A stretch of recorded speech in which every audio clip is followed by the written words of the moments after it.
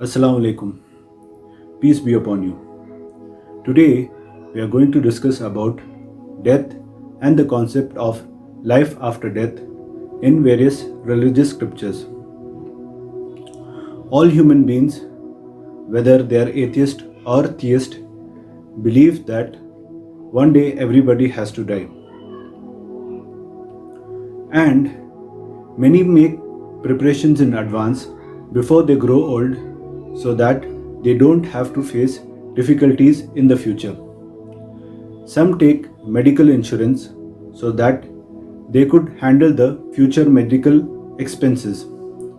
And many also take life insurance so that their family could survive after one's death. Did we ever think or ponder what is going to happen after we die?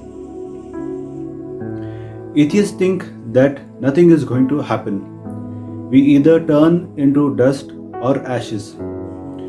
People who believe in God, like people who follow Sanatan Dharam or people who follow Islam, agree that we will be punished or rewarded according to our deeds.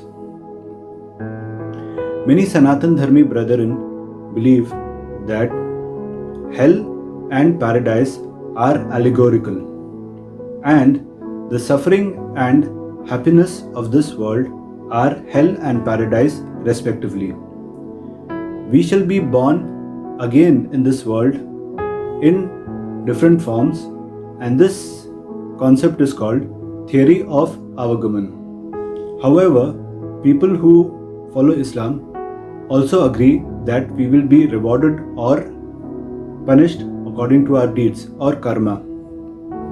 However, here paradise and hell are in a completely different environment which is different from this worldly life, from where there is no return.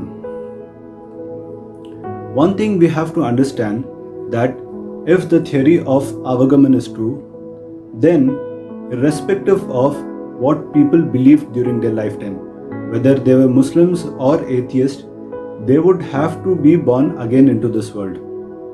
And if the concept of permanent hell and permanent paradise is true, then this will happen to everybody, irrespective of what they believed during their lifetime.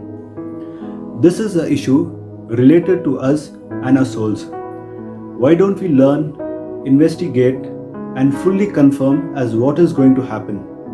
It shouldn't happen that we go unprepared and find ourselves in a permanent hell from where we cannot return. Then we will be in a big loss.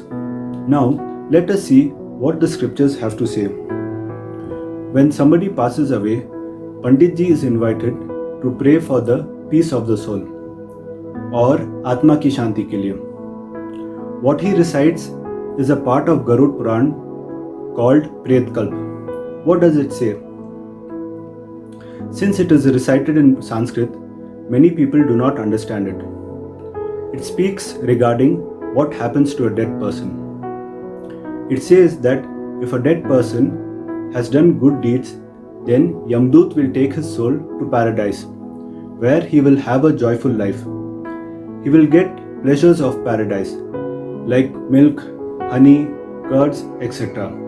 That means if a dead person has done good deeds, then he will have a joyful life in paradise. If in case the dead person has done bad deeds, then his soul will be taken to hell, wherein he will be punished in different ways. He will be burnt in the fire of hell, dogs will bite him, he will fall from high places, and in many different ways he will be punished. So this clearly indicates the environment of hell and paradise is completely different from this worldly life. Vedas speak about Parlok, that means next lok, or life hereafter. Like in Garud Puran, at various places, Vedas speak about a torturous hell and a pleasant paradise, the description of which is very similar to that found in Islam. Vedas have a very high status in Sanatan Dharam. Manusmriti, Adhyay number 2 and Shlok number 6 says, Vedo Akhilo Dharma Moolam. It means Vedas is root of dharmic knowledge. Anything that contradicts Vedas will be rejected. Nowhere the concept of avagaman or the transmigration of the soul or being born repeatedly in this world can be found in the Vedas. Instead, Vedas speak against this concept.